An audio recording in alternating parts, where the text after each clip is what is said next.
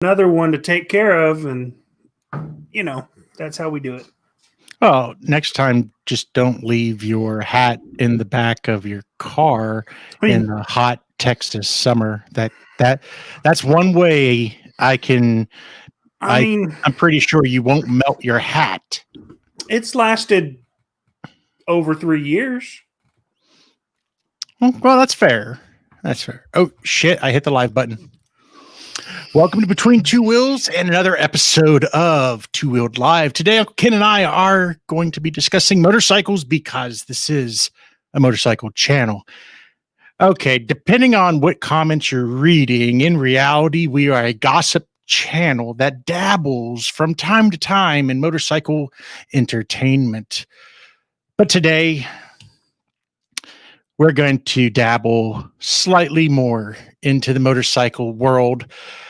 And we're also going to congratulate Harley-Davidson for doing something. Talk about why you need to go ride a live wire this week. And then wrapping up with motorcycle myths. How much truth are behind them? Uncle Ken, how the hell are you, sir? It is the day before October 1st. And I'm ready for New Year's. Okay, so this is Wednesday night. We are live. Did you watch that thing that was called a debate? No. I knew better. I wasn't even going to put myself through it. At this point, how can they expect Americans to vote at all? For either one. Yeah. I mean, come on. Give us some good reason to go to the polls outside of our local stuff. So I've seen... Wow. Of course, I've seen some clips.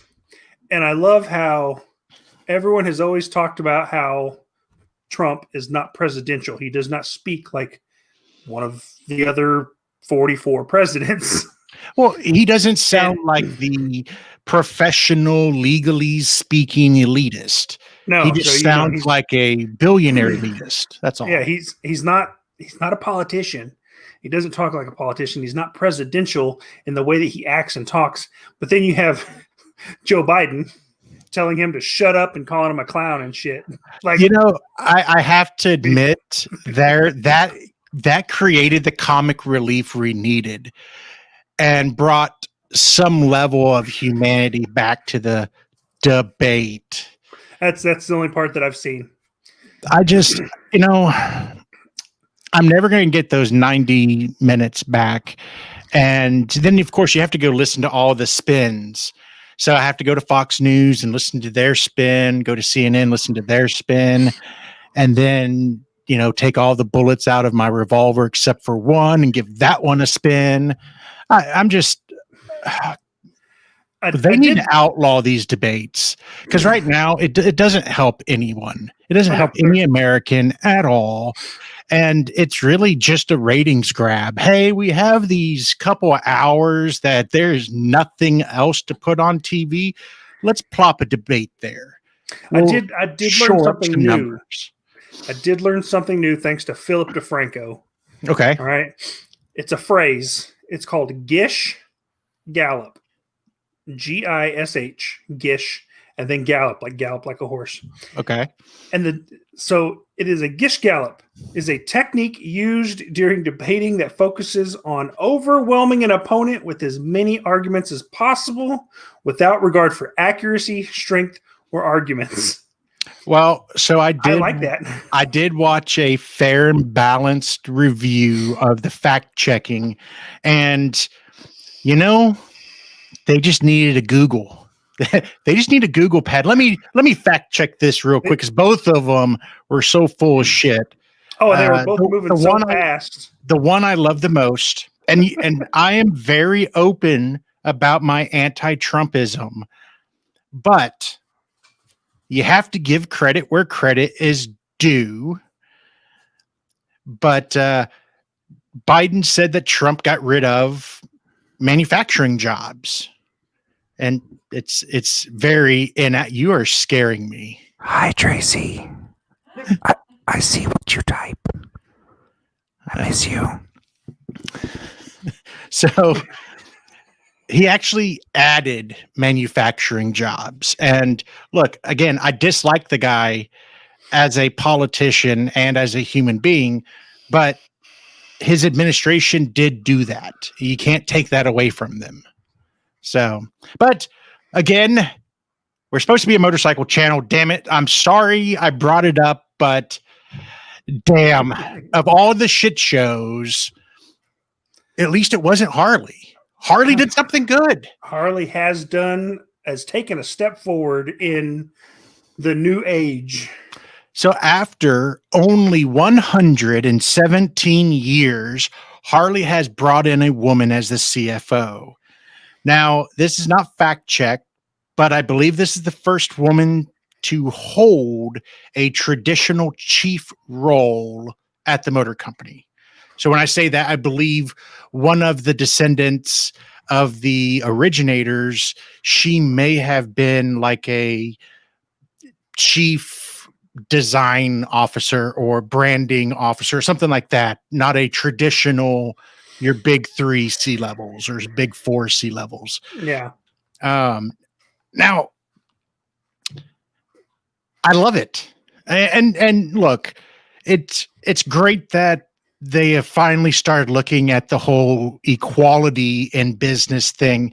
And that's great. But I love the fact that she's not an automotive insider. She hasn't been doing finance for like the big 3 auto firm or the big 5 auto firms or another motorcycle company. She's coming from a completely different industry. And I was kind of thinking about this during my morning constitutional.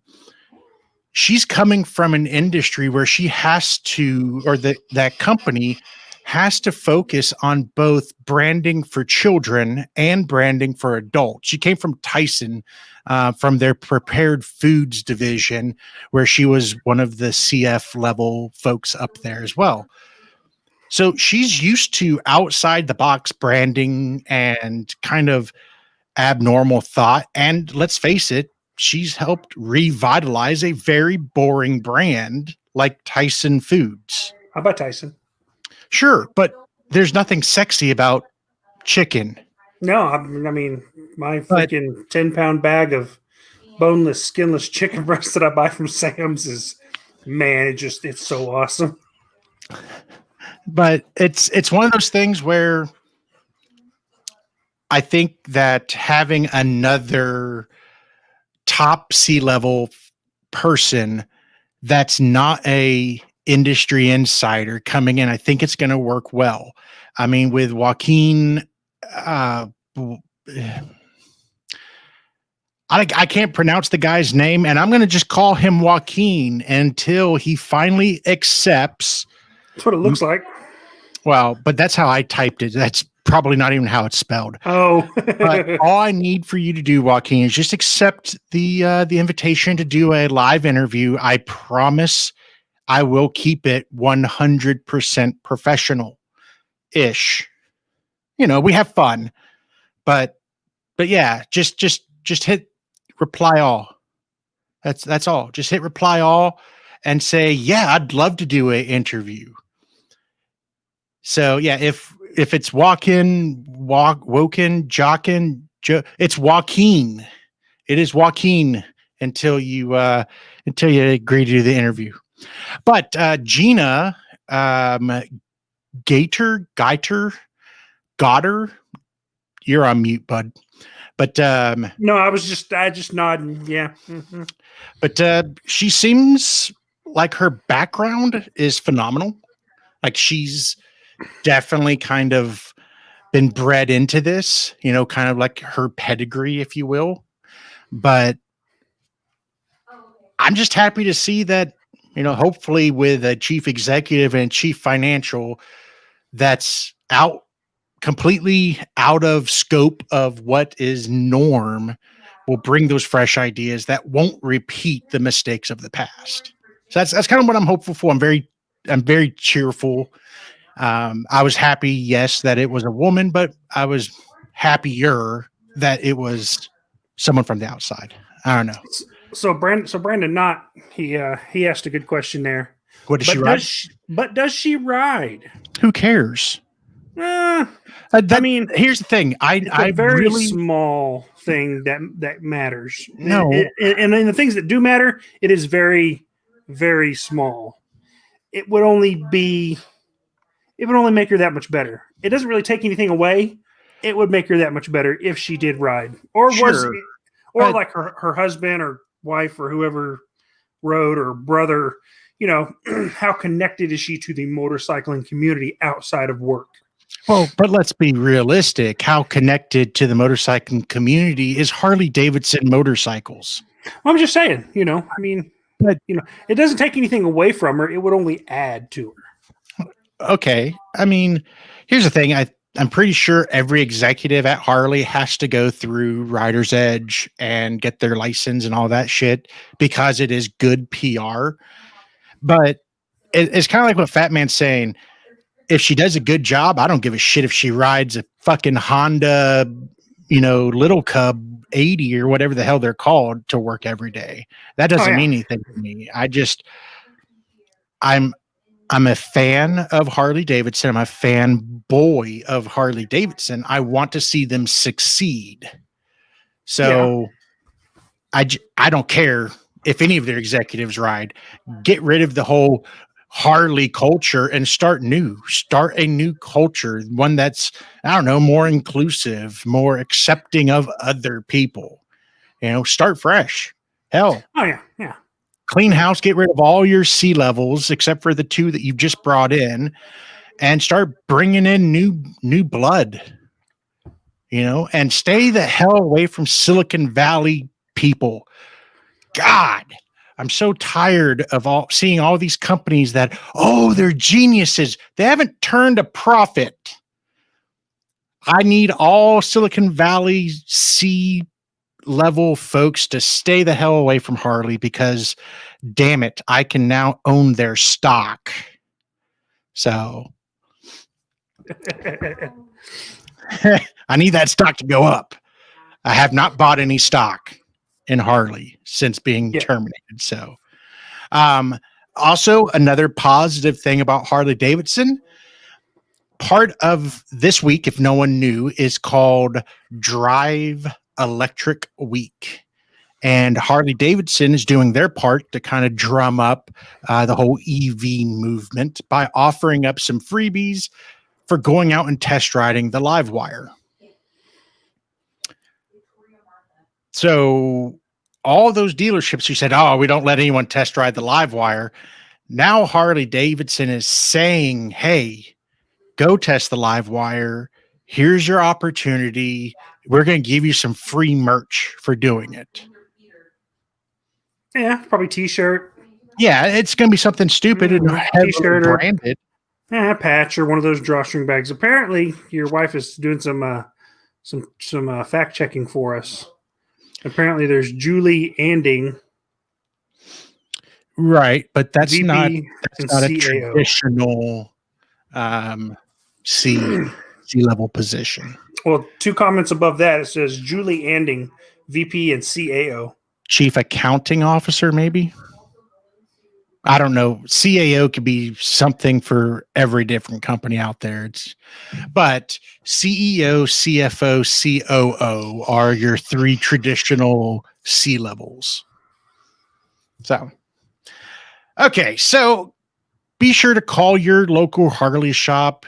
Check to see if 1, they have any live wires that you can actually test ride, and 2, if they still have any of the cool Harley merch that they're giving away. If you've ever wanted to test ride it, now is a great opportunity. I know here in Texas, pretty much across the entire state, the weather's going to be gorgeous. So go out, test it. It's supposed to last until Saturday. And it's an awesome bike to ride. I'm going to say right now, and I know I get all, go ahead and hit that dislike button right now for me saying fit and finish. I did hear that is a new drinking game for some of our viewers. Fit and finish. There's 2 drinks, but I was with Tracy. We were at the Harley shop. I think we were dropping her bike off for service. And we were at the live wire, and on the side of the gas tank, they have stitched leather that goes all the way down, and it's supposed to be there. It looks finished. Whereas you go look at like the FTR, it's just, oh look, the gas tank stops. So Yeah. I'm just saying, as far as fit and finish goes, the live wire's spot on. I mean, I still don't say it's $30,000 spot on, but Oh yeah. I've yet to hear anybody that hasn't enjoyed riding it. yeah. It all comes down to, oh man, it's a great bike. I love it. You know, it's fast, it pulls, but it costs $30,000. Yeah, it's minor detail. Yeah. But for Harley-Davidson's core demographic rider, it's in the price point for those folks. It doesn't cater to the younger rider, but No. Harley has sold the majority of their live wires. They haven't sold all of them, but they've sold the majority of them. Well, I mean, from what I've heard, the dealership can't keep them in stock. So there's someone else, another company that's out there that did this crazy ass thing as well. They created this awesome electric vehicle that had all these great specs and everything, but it was so freaking expensive that the average person couldn't afford it. Yet Elon Musk's Tesla sold every single one they built to those wealthy purchasers, which then paved way for the Model 3 and the whatever hell the $25,000 EV that's coming out, and the other sub $50,000 EVs that can go 300 miles on a charge. So maybe Harley's not crazy. Yeah. I mean, they could be doing exactly what Tesla did. If we can get everyone to buy all these at this price. Yeah, let the wealthy people, the people who are willing to spend money to be bleeding edge, it's bleeding edge, at least for Harley and for the cruiser market. The live wire is bleeding edge.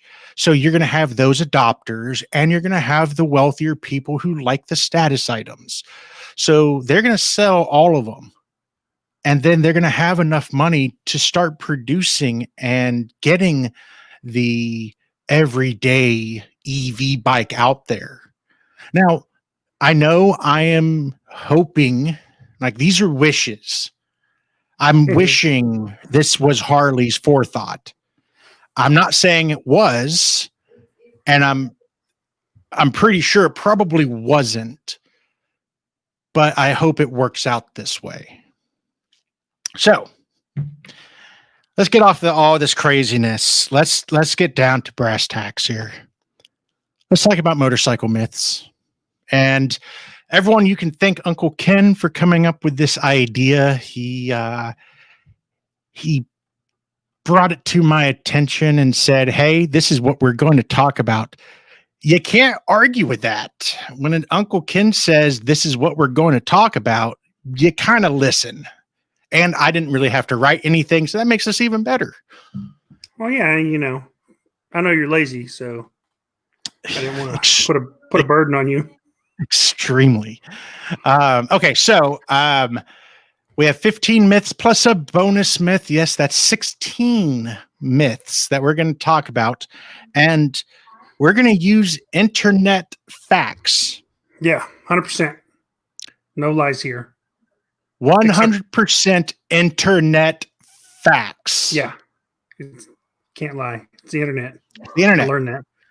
Okay, so myth number 1. This is my favorite one. It's not if, it's when regarding motorcycle crashes. The fact is, no, not everyone who has ever ridden a bike gets into an accident. And according to hotcars.com, many people go their whole lives without a crash. I mean, it's possible. I'm not one of those people. My wife's not one of those people. You're not. Tracy's not. Justin's not. Hasso's Brad's not. Justin's not. Wait, is Braston as Braston? Brad and Justin. Has Brad wrecked his motorcycle? Like into someone else or another car? Yeah, I guess we'd have to clarify that a little bit. What is considered a wreck? Now, according to what was the motorcycle safety report, Yeah. they counted crashes if you took your bike and made a third point of contact other than the wheels or your feet, that was a crash. Then in that sense, then yes, Brad, all of us. All of us, yeah. Yeah. So I put some notes in here. I can agree with this statement to a degree. I don't see it as a way to discourage people from riding, but instead as more of a way to not fear crashing because it is inevitable. Some folks are lucky and will never go down. Others, like me, have been involved in 5 or 6 accidents. I feel the stats that hotcars.com is looking at is skewed a little bit here as well. There are folks that may ride 200 miles a year, and by using math, their probability of being in a wreck is quite lower compared to those daily riders who put 15,000 plus miles on their bike a year. It's like, if you say the majority of motorcycle riders, what do you classify as a rider? I mean, that's the thing I hate about statistics. You can't trust them. I mean, I heard just the other day, like 93.4% of all statistics are made up on the spot to help define a point better. So I don't know. I would say that seems reasonable. If you plan to go down on an accident, in an accident every time you ride, if you say, okay, I'm planning for this by preparing myself ahead of time, going and taking the motorcycle safety course, the advanced rider course, those types of things. Also just doing basic practices and just refreshers, going out there and riding, pushing yourself within your comfort zone, but still pushing yourself to become better, buying the right equipment. All of these things you do to prepare for that rare instant that you're going to have an accident. So prepare for it. So therefore you don't have to think about wrecking every time you ride. You have more time to focus on all the retards in the automobiles who are trying to kill you. Yeah. I don't know. I mean, I would say I understand that not everyone is going to have an accident just because they're on a motorcycle. I just feel that if we prepare correctly for an accident, it's not going to sneak up and create any new issues for us other than that accident. Yeah. I mean, my accident the 2 accidents that I've had on motorcycles, both of which I got injured in, minor injuries, those could have been prevented had I don't know, taken a motorcycle riding course before hopping onto a motorcycle, or even having someone who rides teach me how to ride. And that kind of leads to a subtopic here. Outside of MSF classes, I don't see the community outreach, those just group of people who ride motorcycles throwing cones out in an empty parking lot and practicing, and then just having some kind of disorganized yet somewhat organized kind of weekly motorcycle practice. Anything that keeps people's skills going. I saw that a lot up in Dallas. I don't see it down here, and I think a lot of communities would benefit from something like that. Oh, sure. Like when I lived in Dallas, I used to go to Crazy Ed's bike practice every Wednesday night. It didn't matter if you were on a Harley, a Honda Cruiser, or a sport bike. If it was hell, you could even bring a trike up there and practice. We actually brought a guy up there with a trike to teach him how to ride it. Man, slow races on a trike. Whew. Okay. But yeah, I would love to see now, for those watching, leave a comment if you know of a motorcycle practice or some type of skills challenge where people get together in your area to do it. If you could just post that in the comments down below. While you're in there, hit that like, subscribe, all the good YouTube-y stuff. And moving on to myth number 2. When I read this, I wanted to bang my head against a wall, but the myth is helmets do more harm than good. Yeah. People actually believe this? There are 100% people that believe this shit. They also believe that seatbelts, don't help you either. So, yeah, I don't see how this is a myth. I would just say this is something that stupid people who don't want, or are not stupid people. No. These people are great leaders because they don't want to wear a damn helmet. So they have convinced a following of people to believe that by wearing a helmet, it's going to do more harm than good. I don't see...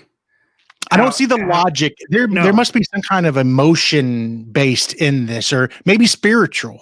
It's got to be, you're not going to tell me what to do with my life type of thing. I don't know. No matter how just there's so much stupidity, like it baffles me.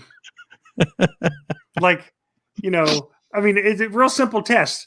Put on a helmet, let me hit you with a bat. Take the helmet off, let me hit you with the bat again.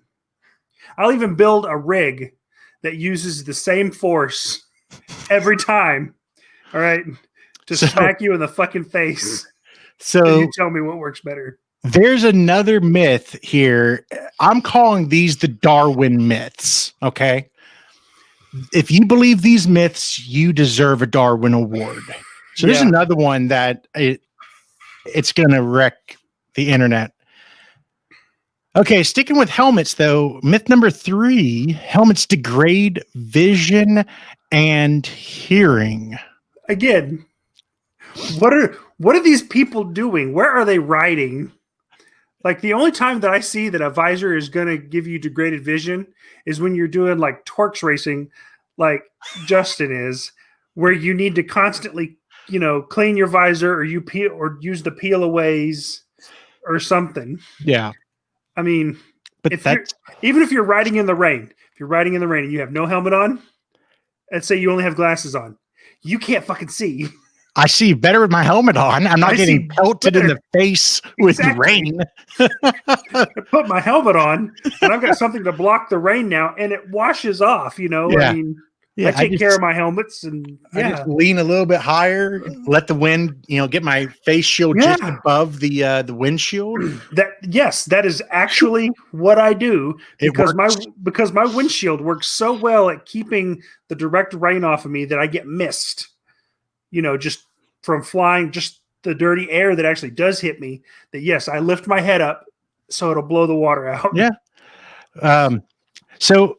Okay, yes, your peripheral vision is going to be slightly impaired if you're wearing like a full face helmet. However, you still have to turn your head when you're changing lanes. Yeah. You still have to check, right? Look, people can't even do that in cars with no helmets. And then the degradation of your hearing. Now, once I get around the constant ringing I have in my ears, and I'm just out riding next to my plug phones, which actually help my hearing, and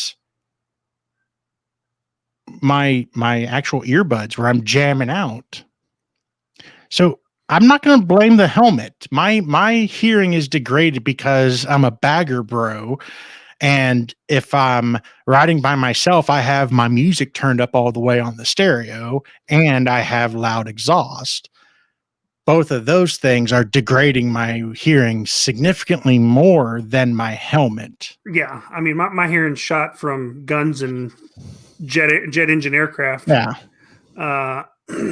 But first of all, the only thing you need to hear on the road is Horn. a horn, Sirens. sirens. You don't need to hear your radio. You don't need to hear the car next to you. You should be able to see them. It's another one of those that just blows my mind. So Toby Northern says, usually the largest number I see riding without a helmet is at Sturgis Bike Week. Well, sir, come down to Texas where we don't have helmet laws. Yeah. I mean, I'll be honest, for the longest time, I didn't wear a helmet. I didn't care. And then I got married and I started wearing a helmet. I wore one when I was still on active duty because, well, that's the rules that they make us play by. Because the UCMJ. Yeah. I didn't want to go to jail for not wearing a helmet. There is no constitution. Real talk. But I mean, like when I started seeing Faith, she had her Ninja 650 and I would take it just out cruising. I didn't have a helmet because I hadn't ridden in a couple years. So I didn't have a helmet. Later, I found out I could actually wear her helmet. But yeah, I mean, I did that shortly. Very rarely I'll run to the gas station without a helmet on, but very rarely. I'll do laps in the neighborhood. Brandon, not though. He just told us exactly why he wears his helmet every time. I can't hear my wife when she's on the back with my helmet on. That is 100% good reason to wear your helmet. I mean, I keep telling Tracy I don't have the new Cardo for her yet because Justin hasn't hooked us up with one. However, I don't have to hear the two of y'all going back and forth about, whatever the frick you guys are BSing about. Whatever I'm going to poke. Whatever topic I'm going to. And you pull so many stats out of your butt and she just doesn't call you on it. Wait, what do we call it? What was it called again? Gish Gallop? Gish Gallop. Yeah. Gish Gallop. Okay. I use a lot number of Gish 4. Gallop. This is my favorite one. Oh, loud pipes save lives. Okay, I have a small rant. This is the dumbest shit I have ever heard. Loud pipes annoy your buddies and neighbors. That's all they do. It's like really bad grandpa logic, I feel. If it's louder, then people will hear you. Except for the motorcycle is literally riding faster than the sound. Look where your exhaust pipes are. Yeah, I mean, if you're riding and someone's in a car next to you, or vice versa, you're in your car and you've got a motorcycle coming up next to you, I would bet real money that you probably don't hear them until they're about 50 to 100 feet behind you. And that's if you don't have your music up, you're not having a conversation, you're not on the phone. That's if you're driving a Tesla or some other fully electric car. Because, I mean, most of the time, I hear the motorcycle soon enough to go, oh, that's a motorcycle, and then it goes by me. That long. I would say that is the case on most cruiser-style motorcycles.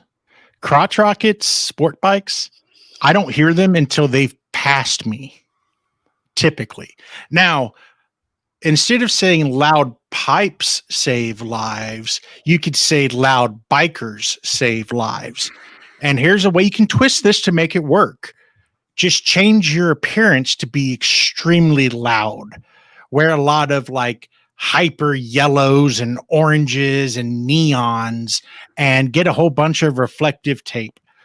It works in the military. If you wear a reflective belt, you won't get hit by anything. Nothing. You won't get shot. You won't get run over. Nothing. No. That I'm glad I never had to wear those. The Army had to wear those when they would go do PT and it was, a little bit of dark out.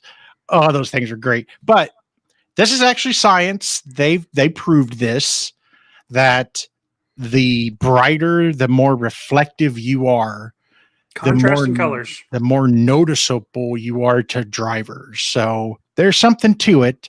Yep. You can talk shit about your high vis friend all you want, but he probably won't get hit. I mean, hey, my rain gear's high vis. It's bright ass orange. My wife is high vis. I mean, the pigtails and all that shit. So, Yeah. See, look. Yeah, hot pink pigtails. Yeah. Yeah, no, I mean, bright and contrasting colors. That's how you're going to get seen. You on your black bike with your black leathers and your black jacket and your black helmet. So you're not going to be seen as easy. I actually got out of a ticket for my LEDs on my bike once. Because, it hasn't always been legal in Texas. And I had green LEDs on my bike. And I was riding out in Amarillo. And I get pulled over. And he starts talking to me about the illegality of my LED lights. I was like, hey, man, I'm happy to have you write me a ticket for my illegal LEDs instead of having to write up an accident report because some dipshit ran me over in his Dodge Ram dually. I have experience, people. I have experience. Yeah. So you're saying that he saw you? He saw me extremely well. He saw you. And he let me walk on all of the tickets. I mean, that's why I like the Zero 3D that we have. Yeah, and it lights up when you hit the brakes. Like I feel bad great. Because we did not do Zero 3D justice. So we're going to totally reshoot another one of those videos after I do all the Advent Black stuff on my bike. I'm going to do another Zero 3D video and do it more justice. Because I mean, they hooked us up with them. They gave it to us, and I think we could do better. A better video. I mean, it's really hard to give those lights justice. Just how. I mean, they're good. They're such good quality. Yeah. And yes, they did give them to us, but the fact that they're still on my bike says something. Yeah. I mean, let's face it. We were probably going to buy them anyways because of the relationship with Justin and his sponsorship with them. Well, and once I saw the new model where, when you hit the brake, the whole bike lights up red. That's what really sold me. Anyways. So, not sponsored video, people. Not sponsored. Okay. This one. Myth number 5. People, smash that like button if you've heard this one. You should lay your bike down if you're about to crash. Who in their right mind actually believes this? Because if I'm about to crash, that means I haven't crashed yet. I could still save it. Yeah. And you know what your insurance is going to say if you lay your bike down and you don't hit another vehicle? It's your freaking fucking fault. Damn it. There goes our monetization. Hell. I'm going to say it twice now. Shit. But yeah, I mean, if you had enough time to go, oh no, I'm going to crash, I better lay it down, then you probably had enough time to maneuver or brake more. Yeah. And they've already proven. There's been, some reports out there that, laying a bike down at 40 miles an hour, it skids a long ways. Whereas if you hit the brakes at 40 miles an hour, you stop. You can stop pretty quick if you know what you're doing. And nowadays with, integrated braking, linked braking, ABS, and all that, your safety, your braking ability is that much higher. So I'll say his name again, Crazy Ed. If y'all are in the Dallas area, look him up. You'll learn a ton of information from this guy. But he was telling me a story once of him and another guy. They're riding, and they're coming up on an intersection, and this guy blows through the light. Crazy Ed does the smart thing. He aims his bike towards the ass end of the car that just blew through the light. His friend laid his bike down. Well, once his friend laid his bike down, his bike then hit a Porsche. You know how expensive Porsche rims are? They are hella expensive. And do you know who has to pay for those when the guy who blew through the light that didn't actually come into contact with you, but you laid your bike down and you wrecked into a Porsche? That's all you, Your buddy. dumbass is paying for those rims. I'm just saying, just keep your bike up. Let the car hit you. Take it. It actually hurts less than hitting the ground. Again, experience. See, Brandon he says MC Riders in the Dallas-Fort Worth area. That's true. And He he is. also has one fucked up eye. What does that have to do with anything? Well, so when he was still in the, I think he was in the Air Force, I want to say, he would play an intramural baseball or softball, and he took a line drive to the eyeball. And Did he catch the ball? He caught it with his face. But did he get the out? I don't know. Hmm. I'd have to watch that video again. But it froze his eye. Like his eye still works, but he has no ability to focus it. It damaged the nerves in it. So he can see, but he has like almost no depth perception. He can't focus on things. And he is still a hell of a damn rider. So what is everyone else's damn excuse? Yeah. He's a motorcycle instructor, even. His style of content is not my style, but the information within his content is phenomenal. I do appreciate the work he does put into his content. So, yeah. With all of that being said, let's move on to myth number 6. Myth number 6. These are all so bad. ABS brakes are not as good as conventional braking. So you're saying that you're better than a computer? Well, I could see this in maybe like a racing application where off-road. Yeah, where ABS probably doesn't make sense, especially in ADV off-road, where sometimes you want to drag your tire down a hill or something, right? Mm-hmm. Yep. But if Tracy would have had ABS on her bike, on her Street Bob, we probably would never have crashed. Or if you would have, or even if you still would have crashed, she wouldn't have hit you as hard. Well, now, granted, you're still going down on the highway. But the reason that she lost control of the bike was because her back tire locked up. Yeah. And she went into a skid. Then when it took it somehow sideways or something, I don't know all the details just behind me. But conventional braking sucks because it locks up your tires. Well, I'm sorry, but skidding tires not good because I can't control that. Maybe someone else can, but I can't control that better than ABS. So, but yeah, I would say for street use, this is never going to be the case.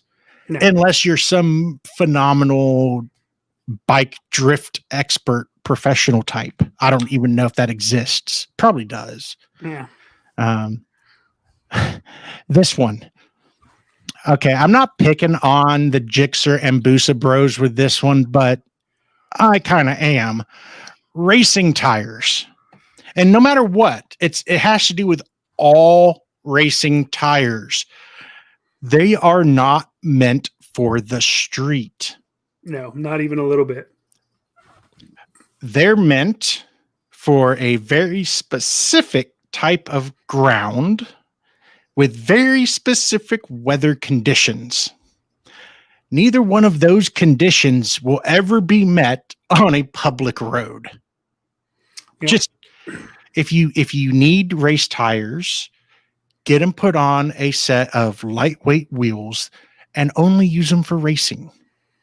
Save yourself a lot of pain and money. When you lose control of your bike on the street because you hit an oil patch or some sand. Just keep the race tires for the racetrack. There's no way around it. There's no way around it. I've never heard this one before, and Myth number 8. you can avoid radar on a motorcycle. I assure you that you can't. Firsthand knowledge, firsthand experience. As a person that has ran radar and lidar, you can't hide. So I had to go and try to look this one up to figure out what was the mindset behind it. And they said that because radar guns are made specifically to detect speed of cars, trucks, and large vehicles, that they won't pick up something as small as a motorcycle. I was like, okay, with that logic, I can see it. However, my motorcycle, or let's even be even more heinous about this, my bicycle is still significantly larger than, I don't know, a tennis ball, which the same radar guns are used for to tell them how insanely fast the Serena Williams chick just launched a green tennis ball at your face. Yep. Yeah. There's no matter what you're driving, none of the license plate covers. We don't give a shit about those. Those don't do anything to radar or lidar. It makes it hard to see your license in person. Cameras still pick them up. There's nothing you can do to beat the radar or lidar except for go the speed limit or get a jammer. Good luck affording one of those. Yeah, nowadays, yeah, they're about $1,000 for a car. But then again, the lidar that I used, I could tell if someone was trying to jam the signal. Well, yes, but and so then I know that you have a jammer because with lidar, I'm literally pointing a laser directly at your car, and you're getting no reading back. And so then I know you've got a jammer. So then I pull you over for illegal equipment. Of course, this was in the military. So yeah.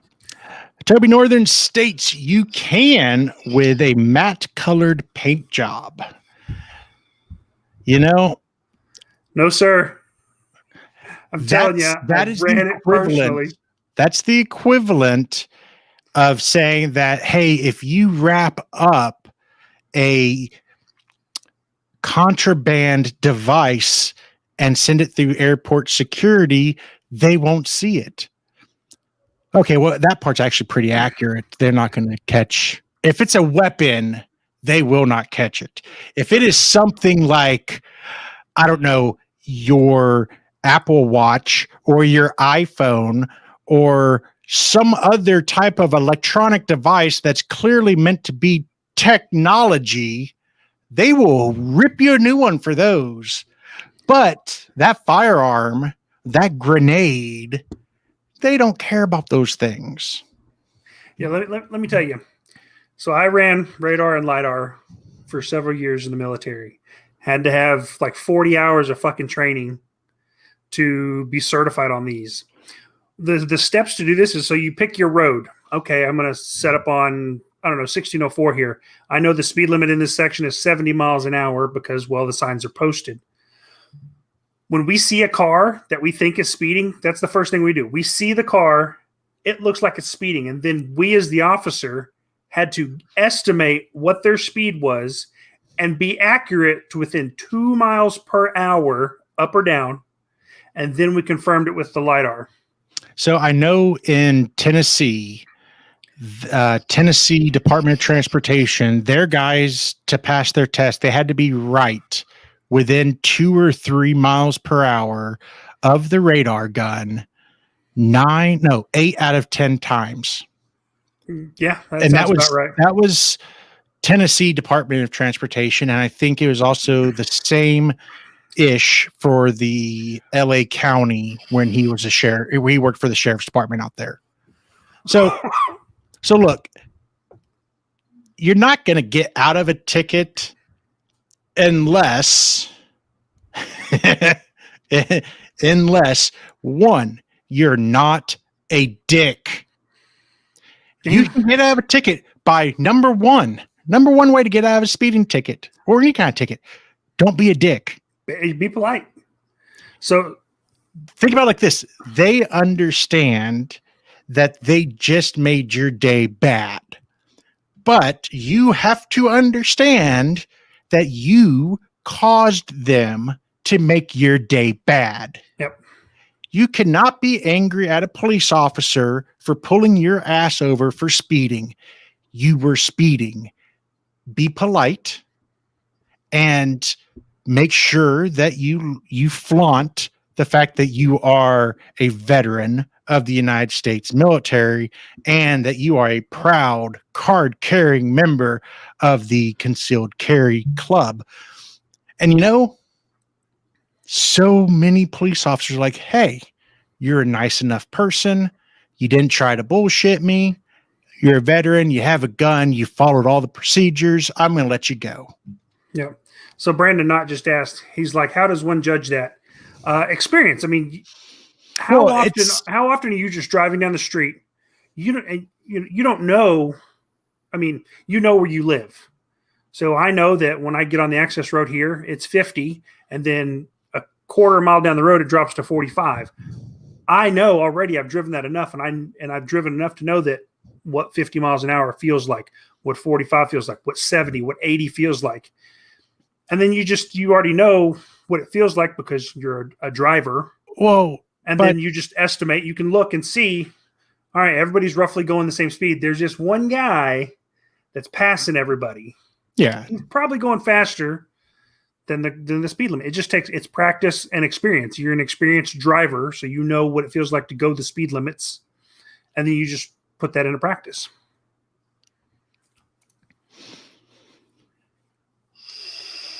Okay, this one's for you, Ken. All right, Toby's got a question. In your experience, does it ever come down to pulling a person over who's speeding 5 to 10 miles over the limit?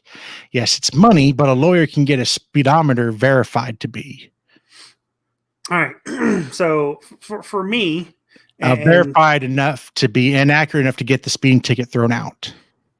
All right, well, most dealerships, unless you've modified your tire size or you have a lift or something like that, you're not going to change the speed of your vehicle as it's been calibrated from the factory. Most of those that come from the factory are very accurate for obvious reasons, because, I mean, why would I want to get a vehicle and, I'm constantly getting pulled over and they're saying I'm doing 5 over.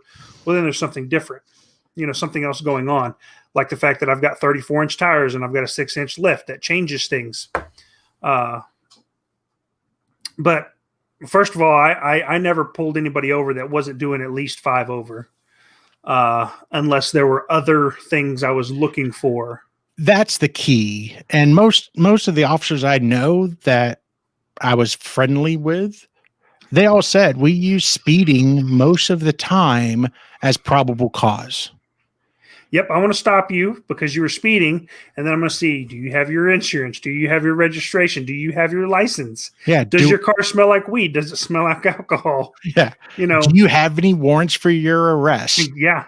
Is this car stolen? These are the speeding is just a reason for the cops to stop you. Yeah.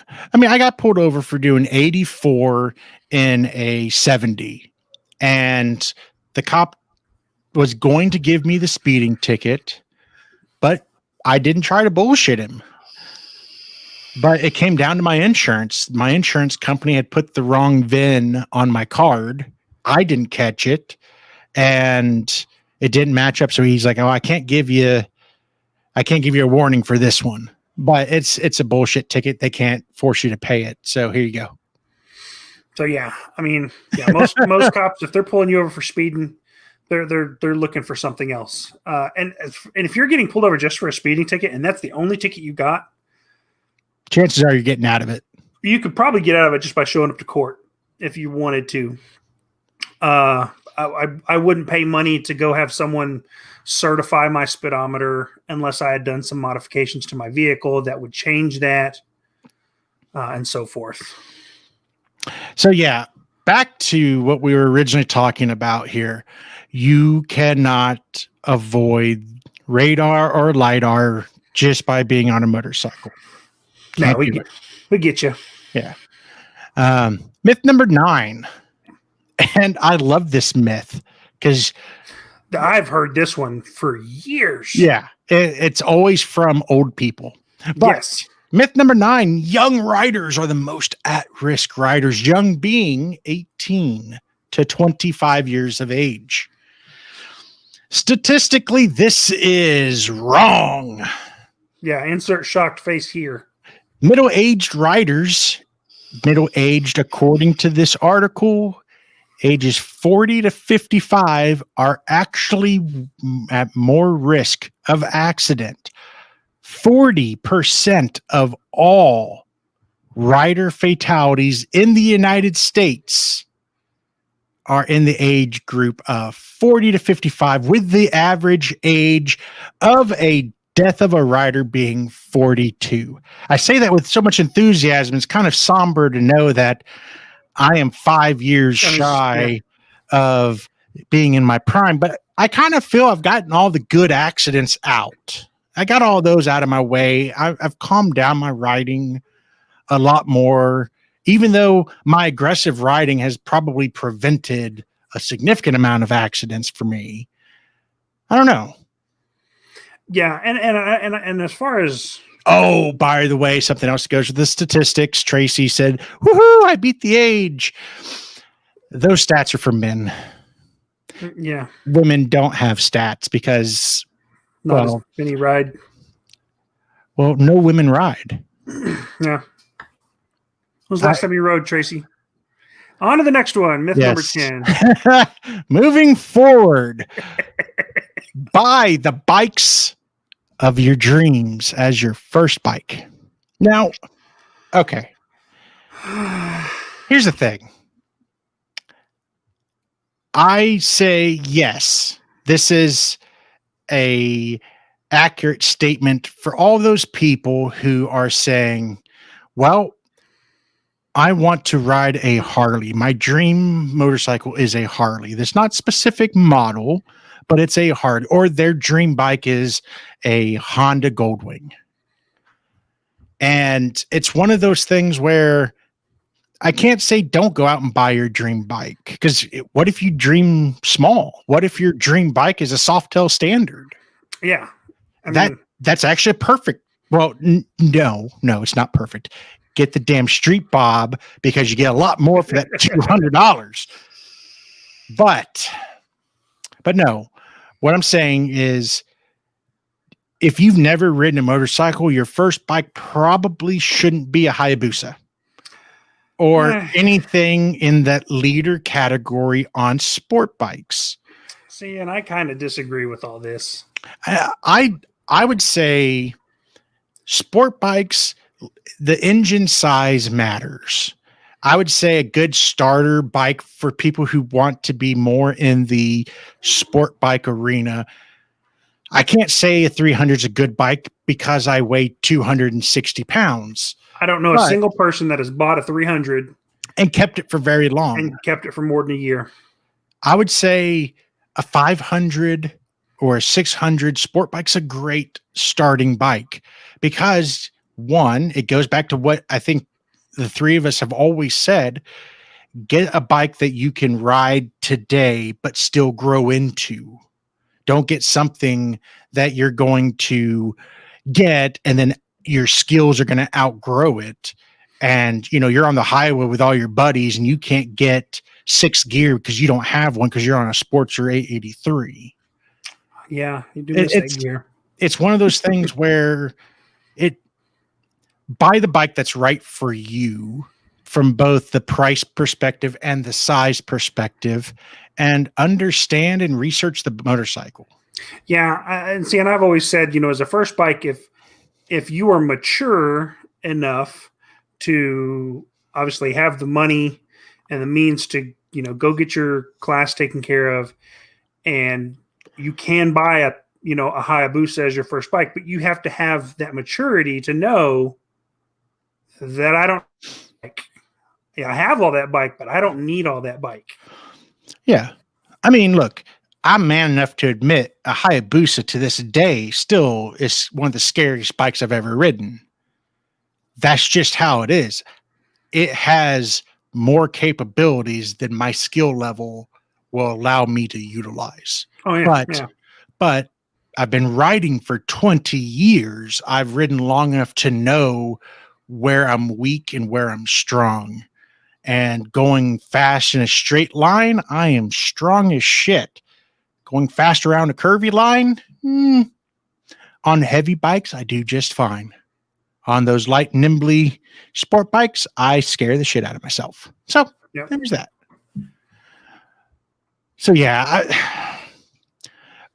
again, I can't get behind that one. I mean, look, if you can afford it and you're smart enough to use a motorcycle for what its purpose, then go for it.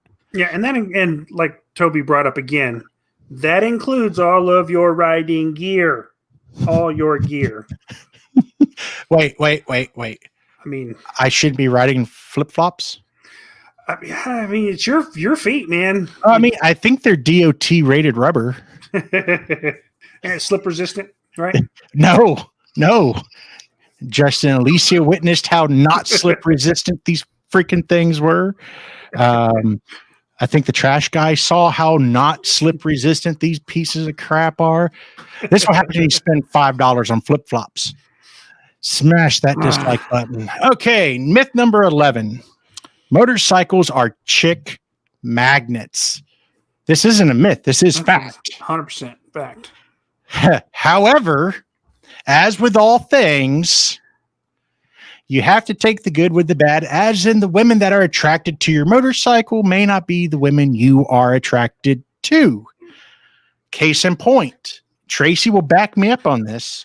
When I started hanging out in the scene, I had lots of women all around me. And these were very, very mature women. Mm-hmm. Oh, yeah. And though a couple were nice people, the majority of them were just, annoying old women who wanted some young guy to flirt with them. So I did. I flirt. Look, I ain't above getting a free drink from an old lady. Blowjob's a blowjob. Yeah. But come on. Yeah. I can't believe they even put that one in there. But there's people that honestly believe that. They think that if they've got the motorcycle, they've got, the Mustang or the Camaro or the Tesla or whatever, they're going to get all the chicks. I'm like, no, a sense of humor and stability probably land you more chicks. I'm just saying, look at this. Look at my wife. And look, I'm white, so. Yeah. Anyways, myth number 12, bikers are low class. That's true. Pretty damn accurate. I mean, look at the two of us. I am. For this one, it really depends on where you're hanging out. I mean, I've been to places where you would classify almost all the people there as yuppies. Those people are not low class. They're actually probably in the upper middle class, if not in the upper class. Yeah. But then you go to Strokers on a Saturday up in Dallas and you see a bunch of lowlifes. So it's one of those things where and those are my kind of people. You assholes give me shit for being rich, but I get along with people of all classes. So I wouldn't know. Here's the thing. Harleys are too damn expensive for anyone to have one to be considered low class. Period. They may act low class, but damn it. A $30,000 Harley is a $30,000 toy. Yeah. You can't be scum of the earth and have these things. Recreational vehicles. They're toys. Myth number 13. You have to be big to ride a motorcycle. Just the size of your proverbial stone, son. Yeah. I mean, look, Tracy, she rides a freaking Road King. It's not exactly a tiny bike. Okay, but I know I call her short because, relative. Well, I mean, we're both taller than she is. Yes. But she's not exactly short. No, she's like 5'8", depending on if you're asking for the truth or for her version of it. And then she's 5'9". But she is taller. And that's just how it is. Well, But I know a woman. Her name was G. She may have been 4'11" with her boots on. And she rode a custom Street Glide. And she was also the one that we used for demonstrations on how anyone can pick up a full touring bike. And we used her because she probably weighed 100 pounds soaking wet in all of her gear. Yeah. I mean, like Rosie, she's not exactly tall. She No. drives a freaking a full bagger. Yeah, she's on the Indian now. The challenge, or not the Challenger, Not the Challenger. other one, Chieftain Dark Horse. Dark Horse. I would say you don't have to be big, and I know that's funny to hear coming from 1/3 of a trio of guys who are all over 6'2", and I mean, all over that 240-pound range. I mean, Hasso can still ride his bike. Yeah, I mean, he is all of 5'6", 5'7". So yeah, I mean, and he's on a bagger. That's a terrible myth. You can find any bike to ride, and you can make it rideable for you. Now that may mean that you need, maybe to have your suspension lowered. Maybe you need a shaved seat. Things like that. But you can make it doable. I mean, I've seen videos of full-blown little people, midgets, riding motorcycles and watching the dude hop off at a freaking stoplight to hold his bike up. Tell me that's not dedication. Oh, Hasso is 5'7"3/4 I do apologize, Hasso. Yep. So 5'7". Myth number 14. Small road hazards will make you crash. Size is relative, really, but I know for a fact that I can ride a full bagger over a 4x4 wood post at highway speed. That sounds exciting. What's a small hazard? Yeah. I mean, is it just a rock? Is it gravel? Pothole? See, it's a hazard, but it's not really an object. Yeah, I would say no. But I do know for a fact at 70 miles per hour, I can clear a 4x4 wood post. Not like lengthwise, but width, going over the short end. But yeah, thank you, Dallas traffic, for that. Ass hats. Myth number 15. Now this one, I'm going to have to give it some props to being accurate. Using the front brake will make you flip. It's not really a myth. It is accurate on some bikes with certain setups. So pretty much if you can do a stoppie or an endo, you can flip over your handlebars. Pretty much all dirt bikes, you can flip over the handlebars. Sport bikes are pretty good at that too. Yeah. I know I've flipped over the bars on my dirt bike. Thank you, Justin. Love you, brother. But let's face it, if you're for the people most likely watching this, you don't have to worry about it because your heavy cruiser, your bagger is not going to flip over. I don't care how strong your brakes are. Well, I mean, even if you're going highway speeds on a sport bike and you grab a fistful of front brake unintentionally, I guess, well, it probably would be intentionally not what you wanted to do. That's what I'm trying to say. Most of the time, you don't go flipping. Your front end washes out and you crash to the ground. Yeah, right. On our bikes, for sure. Yeah. If you're slowing down and you're under like 15 miles an hour, don't touch that front brake. Or make sure your back brake is really well pushed. I've learned that one the hard way a few times.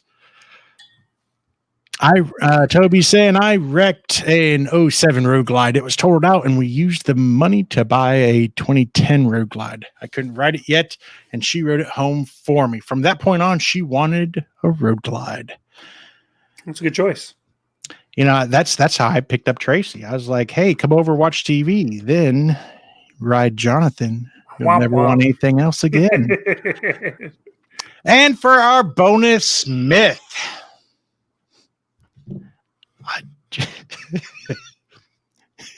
I'm going to piss off so many people. You're gonna, yeah.